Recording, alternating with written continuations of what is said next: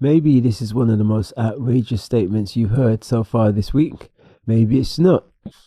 Either way, I think it's going to be one of the most talked about topics in the days to come, alongside the DOGE stuff. And it's been an ideal opportunity for you to leave your views in the comments. Like and share the video, subscribe to the channel. Without any further ado, yes, proceed. Journalists have all spent decades on failed plans for Gaza and the goal of bringing peace to Palestine. None of them has ever come up with anything remotely like this, though. The U.S. will take over the Gaza Strip, and we will do a job with it, too. We'll own it and be responsible for dismantling all of the dangerous unexploded bombs and other weapons on the site, level the site and get rid of the destroyed buildings, level it out, create an economic development that will supply unlimited numbers of jobs and housing for the people of the area. Do a real job, do something different. Just can't go back. If you go back, it's going to end up the same way it has for 100 years. Well, President Trump's Gaza plan is to relocate about 2 million Palestinians to Jordan and Egypt, while the United States clears the war-torn strip and leads a massive project to rebuild it.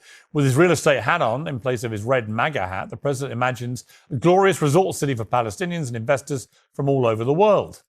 I think the potential in the Gaza Strip is unbelievable. And I think the entire world, representatives from all over the world will be there, and they'll live there. Palestinians also. Palestinians will live there. Many people will live there.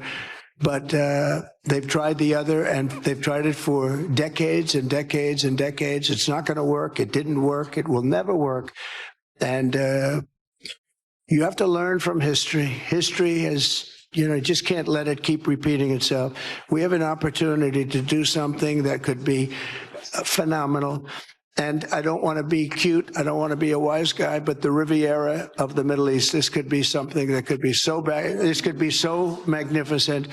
But more importantly than that is the people that have been absolutely destroyed that live there now can live in peace in a much better situation, because they're living in hell. And those people will now be able to live in peace. Well, as ever with President Trump, there's a lot to unpack there. He's right that history cannot be allowed to repeat itself. He's also right that Palestinians are living in hell. Only a radical breakthrough can end the cycle of endless violence, and we have their decades of suffering to prove it. But the Palestinians are not pawns on a chessboard. They certainly won't move by choice. Forcing them to move is called, by definition, ethnic cleansing. And who's going to do the forcing anyway? Israel has waged a brutal 15-month war in Gaza, which didn't even depose Hamas. Sending US troops to seize Gaza would be a drastic 180 on everything candidate Trump stood for. And Congress may have one or two problems with a decades-long military occupation and a multi-billion-dollar building plan. As for Gazans returning to live in harmony with investors from around the world, well, good luck with that. But here's what I really think is going on here. Listen to the final part of Trump's press conference. We'll make sure that it's done world class. It'll be wonderful for the people. Palestinians mostly we're talking about. And I have a feeling that despite them saying no, I have a feeling that the king in Jordan and that the general president, but that the general in Egypt will open their hearts and will give us the kind of land that we need to get this done, and people can live in harmony and in peace. Well, last week, Egypt and Jordan said a ferocious no to the idea of essentially relocating Gaza to their countries, staunchly backed by Saudi Arabia. So Trump, the deal maker, has cranked up the heat. He's made what once seemed outrageous feel like a sensible middle ground. We've already seen this play out with Mexico and Canada on tariffs, with Colombia on migrants, with Panama on the canal. A deal with Denmark over the US presence in Greenland could be next. We know that President Trump would love a Nobel Peace Prize to take back to Mar-a-Lago. A big shiny deal between Saudi Arabia and Israel would be one hell of an entry. Well, stacking the negotiating table with crazy demands that are designed to be sacrificed might not be so crazy after all.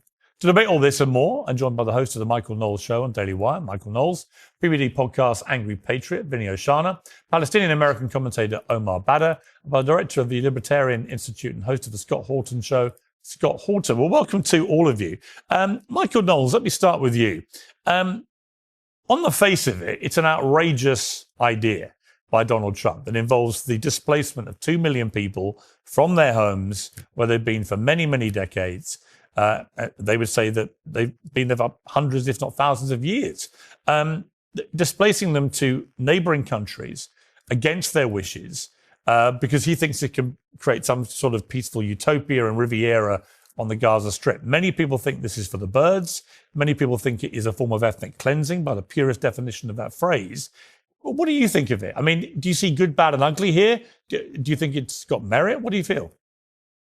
People can call it insane, but of course the definition of insanity is to just keep repeating the same thing and expecting different results. So say what you will about President Trump's plan, the very fact that it's different makes it probably a lot saner than the supposed peace plans we've had for almost a century now. It's clear President Trump has never seen a piece of real estate that he didn't want to acquire.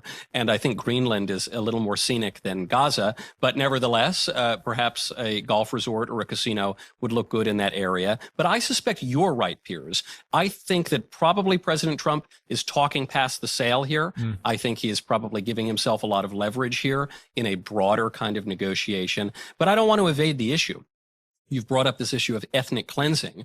And this is something that I've been talking about for certainly the entire duration of this war and probably even earlier, which is that in this war, you have two belligerents with the same rational strategic objective, namely the ethnic cleansing of the other. And so when we're talking about the Israelis, it does seem that the implicit and rational strategic objective would be to get the Palestinian Arabs out of Gaza because they can no longer tolerate the security risk that was proven on October 7th. I don't blame them for it. If I were the prime minister of Israel, I would have the same view. And we can't let the Palestinian Arabs off the hook here. They elected Hamas. Their explicit goal, their perfectly clearly stated goal is the ethnic cleansing, if not the outright genocide of Jews in Israel. So I guess my question to people who are clutching their pearls and who are scratching their heads is, what did you expect to happen? For the fact that President Trump is at least giving a little bit of leverage for a broader deal here seems to me the best resolution that we... Journalists have all spent decades on... Well, my question is, can this get any more interesting? Before we leave you, I'd just like to have a quick word from our video sponsors, Small Debts.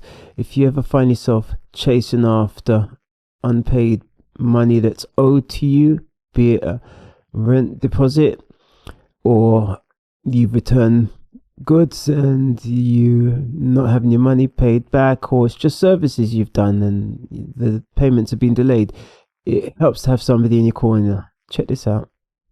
A security deposit back or dealing with unfair charges? At Small Debts, our tenant advocate service fights to get your money back. No stress, no hassle. Take control today. Visit smalldebts.co.uk and start your case now. There you have it. Well, once again, you've been here with myself, Oni Radier, here at CornerSpeak. As usual, be good, be safe, be creative. Like, share, and subscribe to the channel, and leave your own point of view in the comments. We out.